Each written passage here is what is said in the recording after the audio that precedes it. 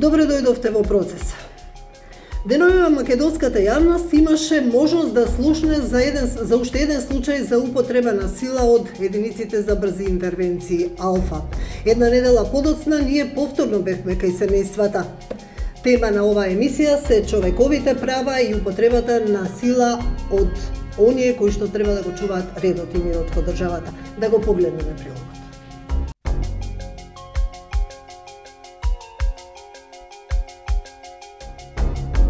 Ова е местото каде што пред една недела биле претепани две малолетни деца од страна на алфите. На оваа прометна улица која поминува покрај резиденцијата на поглаварот на МПЦ, децата кои се од ромска националност биле пресретнати од неколку припадници на алфите и малтретирани за да признаат дека украле женска чанта, тврдат нивните родители.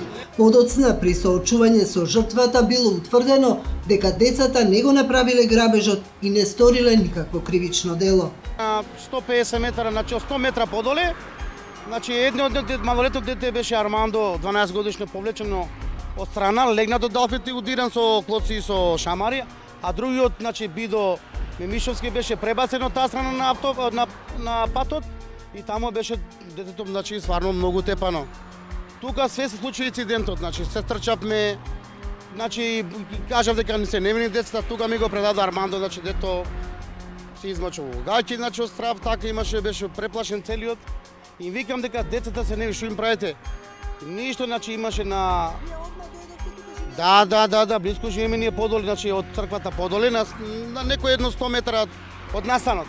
И, значи, тројца униформирани специјалци беа, значи, кон патот подоле до алфите, за да толпата не дојде до алфите.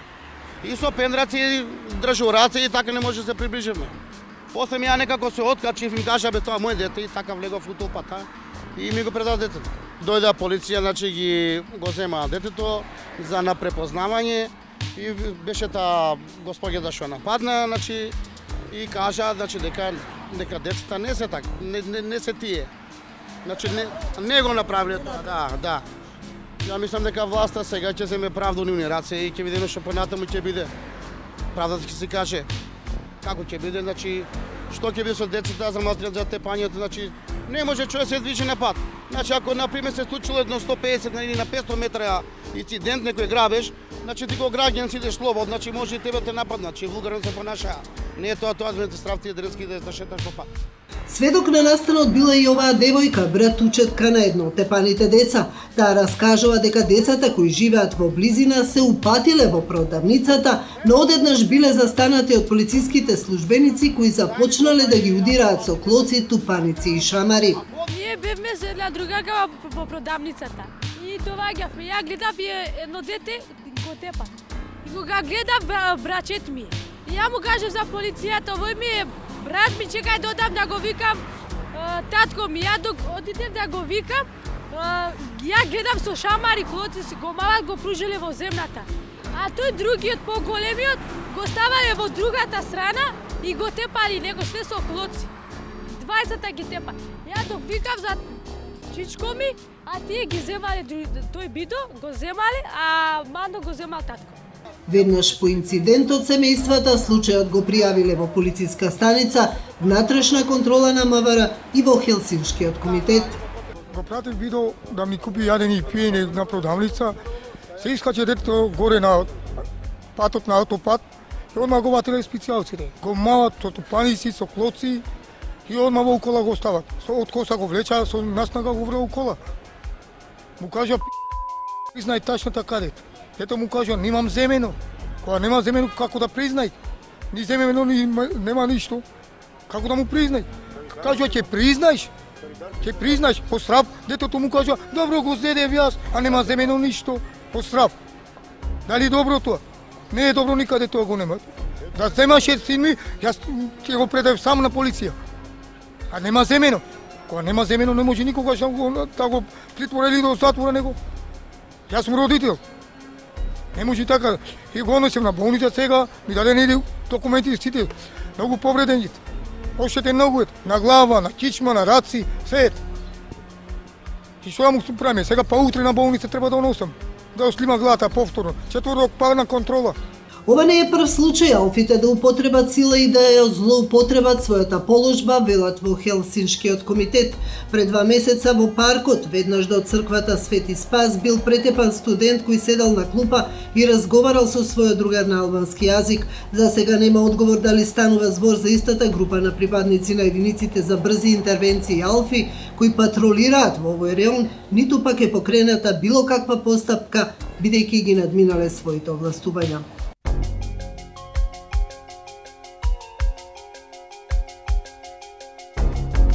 Добре дојде за Нила Чаловска од Хелсиншкиот комитет и за Рамис Усинов, татко на едно од тепаните деца. Добро време. Усинов, вие веднаш после тоа случајот го пријавивте во полициска станица, Да. во Хелсиншкиот комитет. Да. Имате ли некаква повратна информација, дали полицијата се коригираше, ви се извини после случката, бидејќи нели се констатира дека едно што децата не извршиле кривично дело, а основното, главното и основно е што беа тепани? Не, мислам, полицијата немаше до нас некој обратување да извинување на тоа или погрешка нешто направено. Мислам, тоа не, а за другото ќе се водиме правна процедура. Ќе го терате случај. Ќе го тераме случај до крај. Никаква повратна информација? Не, немаме. Дали некој од вас беше викнат како очевидец на настанот да ги препознае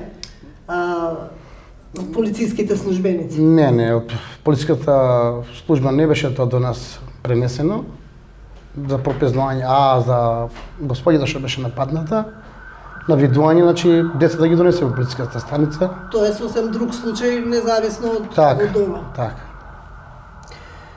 Вие го следите случајот, иако уште е на почеток, сепак очигледно е дека тука има два моменти: дискриминација и употреба на сила од страна на полициските службеници. Прво би рекла употреба на сила, па потоа би рекла дискриминација.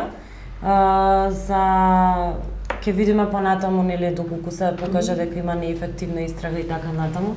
Секако би го поврзала со моментот предрасуди и Европскиот суд за човекови права во неколку своји одлуки го поврзува со членот 14, значи кога е дискриминација, кога очигледно е дека неефективната истрага постои поради тоа што се работи за припадници на ромската етничка заедница и било сторено делото поради нивната маргинализираност или поради историската дискриминација, да наречам на некој начин. Меѓутоа се уште е рано да видиме што ќе се случи. Ние сме во фаза на собирање на документацијата. Ќе поднесеме во секторот за внатрешна контрола. Исто така ќе се поднесе и кривична пријава која што е во фаза на подготовка, затоа што странките нели најдоа адвокатка. Така, да. Па ќе видиме што ќе се случува.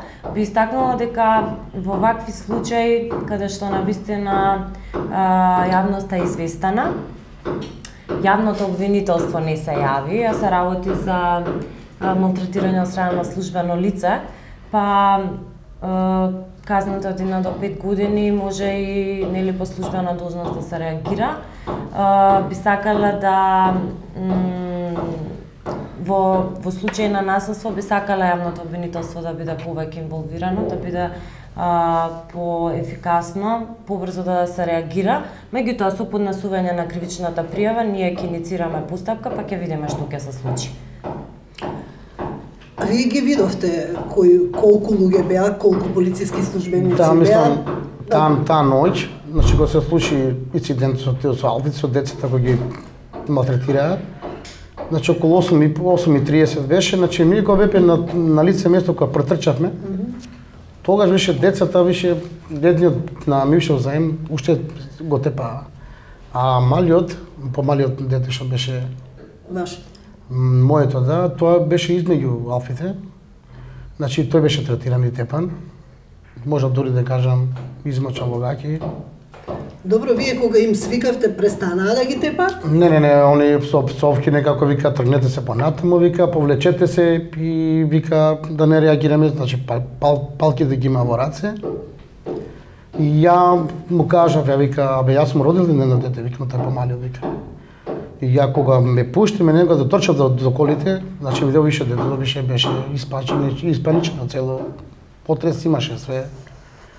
И повика не го пипнавме, не го тепавме, знаете како е, ме убедуваме онаде и јас се тргнав околу, си го земав дете, се тргнав околу 20-30 метра. И гледам како го третира тоа дето другото. Значи го тепа со коци, со боксу и па не знам што уште го тера у кола со сила. Тоа не геше воопште никако, а родителот го гледал таа страна. Значи немаше право да доде кон своето дете. Не го пуштаат. Па така имаше барикада, значи тројца беа таму, 4 коли паркирани таму, не знаеше што се случува таму. Како се децата сега? Децата се добри, мислам дека добри, ама поголемото мислам имам болки во глави, во кишмата. Се плашите ли дека можеби еве за вашата безбедност? Дека реагиравте јавно? Да, ја мислам дека не се плашам, нема што се плашам. Јас си го терам правото дека моето дете малтретирано, значи свесни сте за така, системата? значи без врска, без ова, значи не направил никаков инцидент и да направил, така не се третира. Значи без присуд на родител, дете малолетно не се во станица. И таму уште те малтретираат. Како не биле свесни на настанот кој ги наште децата, дете да легне на земја и да го удри со шамар и со коци. Како не размислите тие специјалните единици Алфи дека се тие сосема деца? Дека ти имаат родители? Дека не се способни за тоа дело да го извршат? Дека не смеат да ги надминат своите овластувања? Ама така, не се способни да го извршат тоа дело, да напаѓаат, не знам што таму. Навистина е поразително, имаме случаи на пречекорување на службените овластувања кон ромите, општо нели кон другите етнички заедници, меѓутоа во конкретниот случај како што наведа господинот, се работи за малолетни лица и што е навистина поразително. Сакам да изразам една порака до сите останати, односно ова изјава да биде земена како порака, зашто сме имале случаи да се пријават и да се откажат. И потоа да се откажат. Не се случува само кога има насилство од страна на полицијата, се случува во случај на дискриминација, кога има ограничување на други права од страна на припадниците на ромската заедница. Навистина ова е случај кој треба да се следи, се надевам дека ќе се води до крај, заради тоа што се покажува пример кон другите дека навистина нема никогаш да добијат некаква заштита доколку случајот не го пријават некаде. Од Хелсиншкиот комитет има доста случаи, значи се воделе постапки и продолжува да се гради довербата на пријавување, што мене особено ме радува. Исто така ќе го спомнам и народниот правобранител, нели како механизам каде што можат граѓаните да се обратат, а можат и лично до секторот за внатрешна контрола. Од последниот извештај од 2000... Колку податоци, имате ли податоци колку случаи има до сега? Па употреба на прекумерна сила, односно на сила, нема прекумерна сила. Употреба на сила од последниот извештај од секторот за внатрешна контрола за 2012 година можеме да видиме дека има зголемување. Има околу 1600 пријавени за разлика од претходната година. Да, голема бројка е. Меѓутоа поголемиот број се или неосновани или се нема доволно докази. Така проценила внатрешната контрола. Да, така проценила внатрешната контрола. Има определени кривични пријави, меѓутоа не се, например, за тортура или за малтретирање и така натаму, што сакаме да посочиме дека навистина постојат тенденции на вакви кривични дела и дека треба и тие да се земат во предвид. Има предупредувања, сметам дека во потешките случаи со предупредување не се постигнува целта, така што доколку имаат негативен одговор од сектор за внатрешна контрола, нека се обратат до Хелсиншкиот комитет, па ќе одиме можеби со кривични пријави, па ќе видиме што ќе се случи. Да нагласам нешто мене. Значи таа вечер кога бевме ние установи во полициска станица во Беко, не знам ја прво кај влегувам. Ко прво ја ко граѓани на оваа држава не знам кај бев. Значи влегов свесен, а искочил несвесен. Зашто таму бурно реагираат. ти ова, па ти чути, ти за... Како може дете што го брани, например, како беше тоа за малолетниците, адвокатот што е за малолетници, значи, да, на службена должност, значи он седи до детето, а не реагира ништо. И мене ме вадат надвор, но вика на детето, вика, абе роди, вика, ранецот, абе викам, кој ранец? Значи, бебе многу малтреtirano во таа полициска станица. И точно закани на тој ден кога бебте на снимање, видевте точно закани. Точно како не реагира, вика, ќе се облече униформа, ќе се тепа, па викам се облечат, ќе се тепа, мене нема проблем. Да не го забораваме случајот на Мартин Нешковски, на Бекиров. Има ли некој, познато ли ви е некој случај да има завршница, освен првиот случај на Нешковски? Па, ние сметаме дека не целосно беше завршен случајот на Нешковски, поради што и поднесовме жалба до Европскиот суд за човекови права. Сметаме дека одговорност треба да понесат и други лица, одговорните лица таа ноќ, така што сметаме дека истрагата не беше целосно ефикасна и во овој случај, дека правото на живот со тоа беше загрозано и врз основа на овие членови е апликацијата, така што ќе видиме што ќе се случи. За Бекиров, она што е поразително е што не беше најдена никаква одговорност. Случајот беше тој случај од 2006 година. Да, видете, мислам дека не е заборавен, посебно од страна на припадниците на ромската етничка заедница, пошто може да забележиме дека после тој случај има поголем број на пријави за свеста кај мислам дека се зголеми. Да, може да се констатира дека се зголеми. И она што сакам да го истакнаме дека можеме да го видиме и од извештаите сега.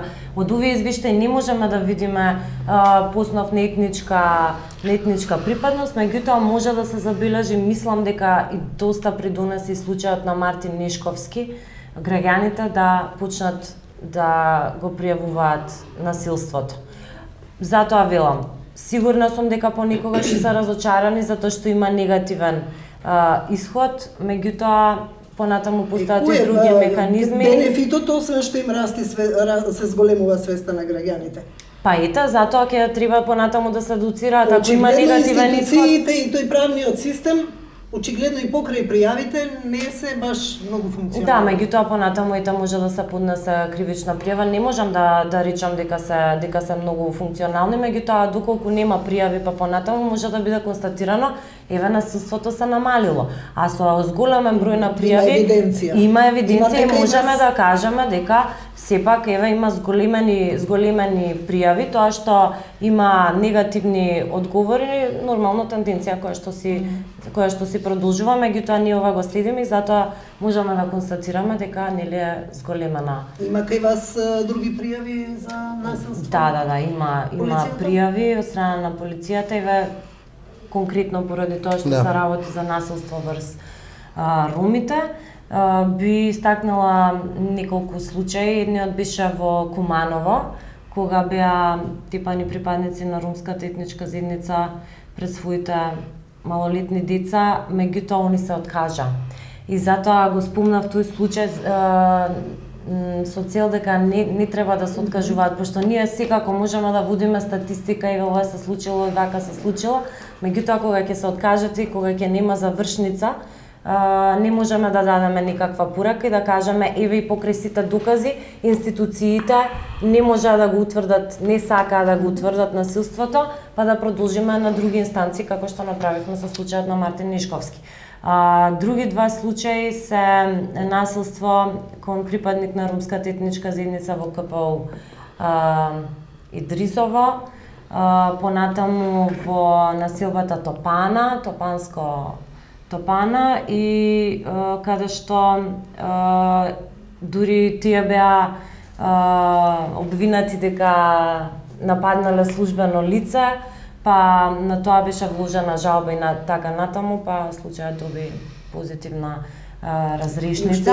Меѓутоа Да, што го спомнавме во да, случајот кај Свети Спас, каде што повторно тоа не е нели за припадник на ромската етничка заедница. Тука е друга пријава, други пријави имаме и други, например, гледам дека почнуваат да се доаѓаат и пријави например за неосновано легитимирање и така натаму, каде што бараат информации сега ова основано или е неосновано. А за тој конкретен случај постоја индици дека имаше и докази, лекарски уверенија, меѓутоа од секторот за внатрешна контрола не добивме позитивен одговор, па ќе видиме што понатаму ќе биде.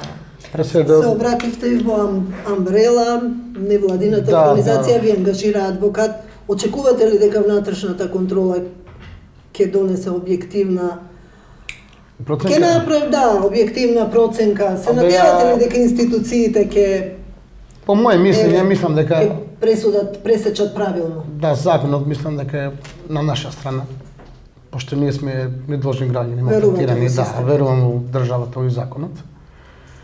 И да се доврзам до господја што преска спомна за некој инцидент таму во Куманово, значи има некои стварно заканувачки, пошто нема кој тие луѓе да ги заштитат. Точно.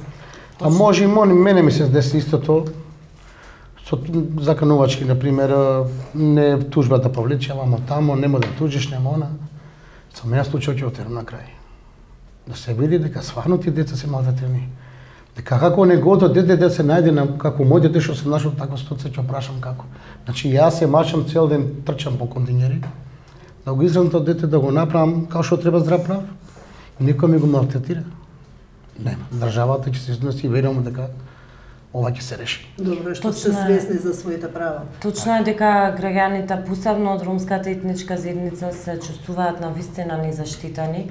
Она што беше предвидено со декадата на ромите, дека ќе има вработување на роми полицајци, дека ќе се случуваат средби со ромското население по отделни градови, значи ништо од тоа не се уствари, така што никој не може да ги обвини граѓаните дека се откажуваат од одредени постапки поради тие закани кои што нели ги добиваат, така што државата во овој дел навистина се покажа дека сето она што го имаше предвидено, да, ја покажа својата слабост и не се поради неостварување на тие цели кои што беа зацртани, ние повторно сме на истата позиција како и пред 10 години. Овој случај ќе влезе и во вашиот извештај. Да, секако. Како на ваквите случувања гледаат странските меѓународни организации за човекови права? Каде е Македонија на скалата по однос на човекови права, на почитувањето на човековите права? Баш денеска го извадивме и годишниот извештај на Хелсиншкиот комитет, каде што овие претходни случаи кои што ги наведов за насилството врз ромите, кои што беа пријавени, се влезани во годишниот извештај. Месечните извештаи се читаат. Верувате дека и од други организации стигнуваат мејлови за да што се случува например со насилството или пак сега исто така многу актуелна тема е ограничувањето на слободата на движење на ромите надвор од границата на Република Македонија и за жал можам да констатирам дека не котираме многу високо. Мислам, тоа е свесно дека постои и дискриминација, постои и насилство, така што перцепцијата е таа дека не сме постигнале голем напредок, меѓутоа продолжуваме со својата работа, продолжуваме со мониторирање, тоа што е и основната функција на Хелсиншкиот комитет, продолжуваме со известување и се надам дека можеби следната година овој период ќе може да констатираме и тоа барем во еден дел дека е постигнат некаков напредок. Освен вие нешто имате да им порачате на граѓаните, на вашите? Ја на граѓаните имам да им порачам секој што ќе биде малтретиран, каде било, дали дома, дали на работно место, па дали на улица се најде, да се пријави случајот и да не се молчи. Пошто молчењето е многу страв, мислам дека државата ќе преземе мерки, ова више да не се случи на никој. Ви благодарам на разговорот. Хвала.